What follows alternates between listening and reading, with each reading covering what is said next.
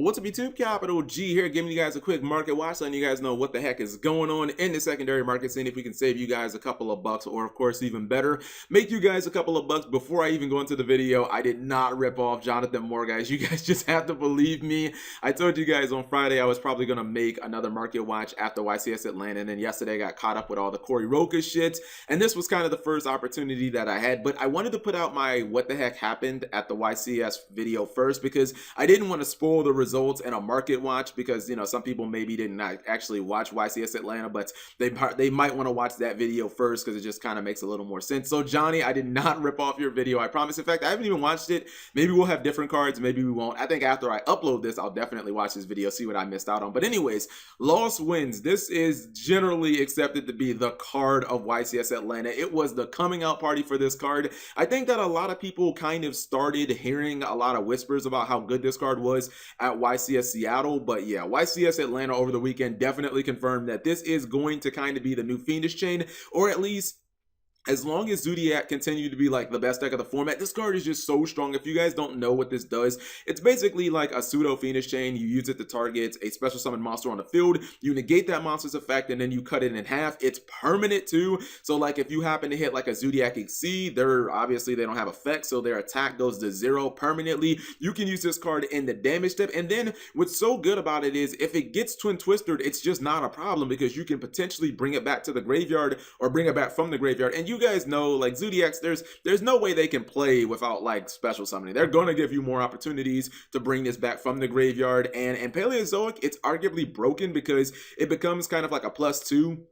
You keep activating it and you get it from the graveyard and you activate it again, and every time you activate it, you just, like, you know, summon your paleo guys back. So this was kind of a coming out party for lost wins. It was about $2. I honestly think that if this card was like ultra rare, we could be looking at like a $10 card here. Luckily, it is only a rare in Raging Tempest. Obviously, you can just go to your local Walmart or Target or, you know, card shop or wherever and get it. I mean, I think it'll probably cap out at like $4, but I could totally see it being like a $4 rare, because it is pretty much like a 3-0 card. You can even run this in like both versions of Paleos too. Why Corey Rocha did run the Pot of Desires version that ran like 40 cards. You can definitely run this in like a 60 card version, because if you mill it from the graveyard, again, as long as your opponent specials from the extra deck, you get to like set it back to your field. So even when it's in the graveyard, it's still pretty good. Speaking of frogs and totally awesome, this card is starting to rise, and I think what Atlanta proved is that honestly totally awesome is still probably just the best XC in Yu-Gi-Oh. This card is still absolutely ridiculous.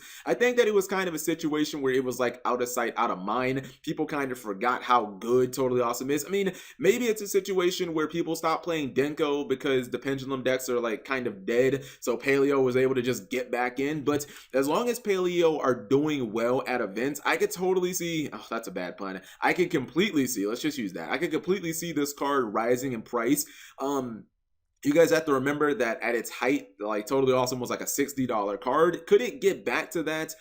I don't know. It would have to do something crazy, like I would say win Vegas. We are entering national season when card prices generally tend to peak, especially like competitive cards that you absolutely need for these decks. But you can definitely see it's up. It had a normal price of a little under $30. It's currently at about $34. So I could possibly see, because of hype, like I could see Totally Awesome hitting $40 by the end of the week. But for it to hit like 50, I would say it has to like top 4 YCS Vegas, and then going into nationals, like, yeah, I could see it at like $50 or so. I don't really think you should sell them. I would just honestly hold on to mine, because like it probably won't go under like maybe $28, so you won't really lose that much money even if you hold on to them. Storming Mirror Force, if you guys have these, you probably just made a lot of money, especially if you have the secret rare copies. I don't know what the fuck is going on, but Storming Mirror Force basically has tripled. I believe that this is recent too. Now, I know that Corey Rocha was running this and it's Paleozoic deck. I think a lot of people are just realizing that Mirror Force is just really, really strong right now. Like, just all the Mirror Forces, particularly Storming and Quaking. Blazing, maybe not so much outside of burn decks, because if your opponent does use the My Body on it, you still get 1,500 life points anyways. But I think the reason that Storming is spiking, because it really is good at answering like the Zodiac XCs. And a lot of times people don't just have like one Zodiac XC on the field, they'll have a couple. It's not good against Paleozoics at all. I believe like in the finals, the guy Chase Cunningham, he left this in against Paleozoic, and I was like, I don't know about that, dude. Totally Awesome can just negate and, you know, basically snatch steal your Stormy Mirror Force. But the secret rare copies are over $30. It's $28 plus $3 shipping. It had a normal price of $10, and even the premium gold versions, which I can't stand premium gold. Oh my goodness, I just can't stand this rarity. It's so ugly. This was about $7.46 and it's $11. So if you guys got Stormy Mirror Forces lying around and you're not going to be playing this format, go ahead and sell them. But again, I do think that Mirror Forces are just going to be in, like, they're in style right now. Mirror Forces are really good, particularly Quaking and Storming. I'll probably check back on Quaking in a few days and see if that card has started moving. Forbidden Chalice. This is what Johnny Chan likes to call a buyout, I believe anyways.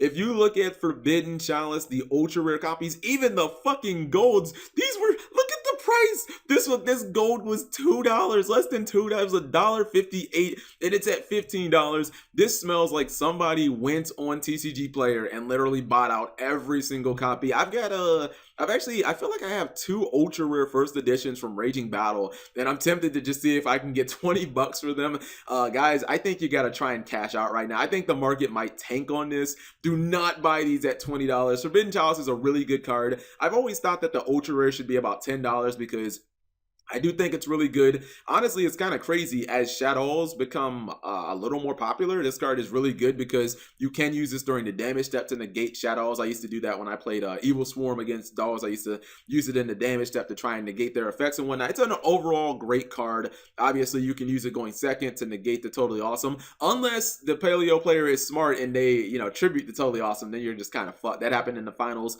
as well. But it's a good card against Drident. It's a good card going second. It does act as like a Phoenix Chain you can use during both players' turns, but the card is in no way worth $20 or $15. I think the gold rare should be like $8. I think that the ultra rare should be like $10. That's just my opinion.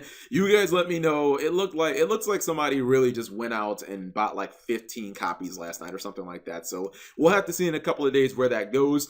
Continuing on with the Necroz bandwagon, I think in my last Market Watch, we talked about my favorite Necroz, Valkyris, and we talked about Trishula, and Brio obviously is just following the trend. I kind of wondered why Brio hadn't gone up, considering that Brio, while there are, you know, I guess more in circulation that people don't need because the card is currently limited, why these 2 Jokers are at 3. Brio was originally the hardest to pull. It was something crazy like 1 in every 6 boxes. The card, you know, had a super dumb asking price of like $180 at its peak, and yeah, it's basically doubled. I mean, it's just crazy. Like all the Necroz cards, the really hard to find ones out of Secret Forces, they've all basically doubled in price. And again, I think that people are looking a little ahead to like Code of the Duelist. They're thinking a slower format with less extra deck monsters means that maybe Necroz can come back. We are maybe just a sure away from this deck being really good. And I don't know if you guys know this, but I really do think among competitive players that Necroz is easily like one of the most beloved. There are 2 decks that I think that competitive players generally do not speak bad about, and it's Necroz and Windups. People fucking love those decks to death. I think that people would look to any reason to play Necroz again. So if it ever became playable, like, and Konami didn't reprint them, you could see these like go through the roof. Like if Necroz somehow won a YCS, this could be $100 card overnight. I don't think it'll happen, obviously, but, you know, or at least without assistance from the ban list. But, you know, Necroz might be good cards to pick up unless Konami decides to reprint them, but I just don't think that they're on Konami's radar, honestly. And then this is one that I couldn't understand at all. Nikki Tama has... What is times 8? Is that oct tripled? I don't even know what the word is when you multiply something times 8, but it's basically $8.49. It used to be $1.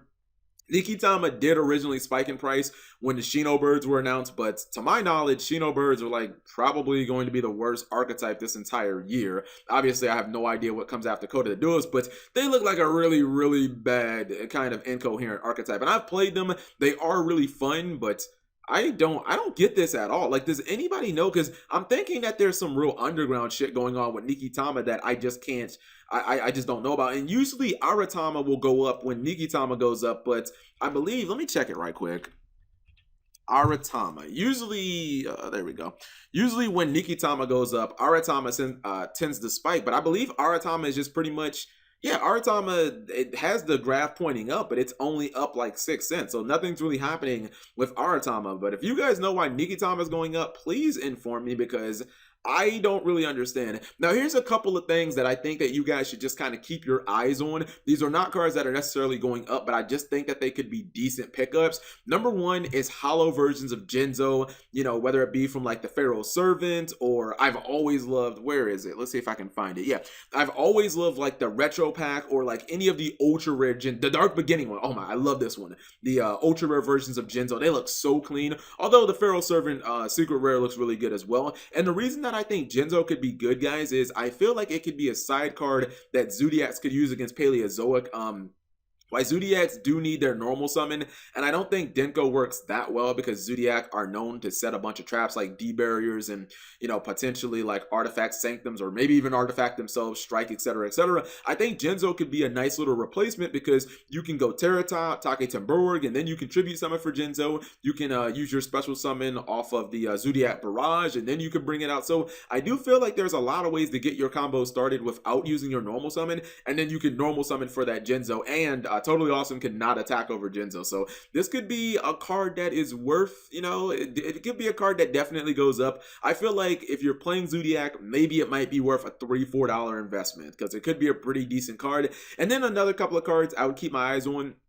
And we did actually have a little Shadow sighting. A Shadow Burning Abyss variant actually did make it in the top 32 at YCS Atlanta, in Shadow Fusion and El Shadow Window, which honestly is my favorite Shadow. These are cards that I would keep my eye on. Shadow Fusion is so extremely good when you're playing against Zodiacs and you're going second, because you know that they're going to have an XC on the field, and even if they had just the Trident and they try to blow something up, chances are they have a Daigusto Emerald as well, so they just won't be able to escape the Shadow Fusion if you're going second. If you guys saw that feature match of, I believe, the guy who actually made top 32, it was pretty damn impressive. Like, he didn't end up winning the feature match, but in game 2 he looked like really, and he was playing against Jeff Jones, and you know, game 2 he absolutely destroyed Jeff. It wasn't even close. So, you know, I think that Shadows might actually warrant maybe picking up. I know they are kind of expensive. You look at Wenda, she's like a $10 card, but these cards haven't been reprinted in 2 years, guys, since Duelist Alliance. That was, well, actually Duelist Alliance was 2014, but the Mega Pack was 2015. It's a long time. If Shadows, you know, become a little more relevant at the next YCS, you can see these cards spike. I wouldn't necessarily pick them up. I would just keep my eye on them. The Jinzos, I might actually consider picking those up if I was playing Zeus. So you guys let me know what you think. If there were any cards that I missed out on, please leave that in the comment section below. Thank you guys for watching. As always, subscribe if you have not already.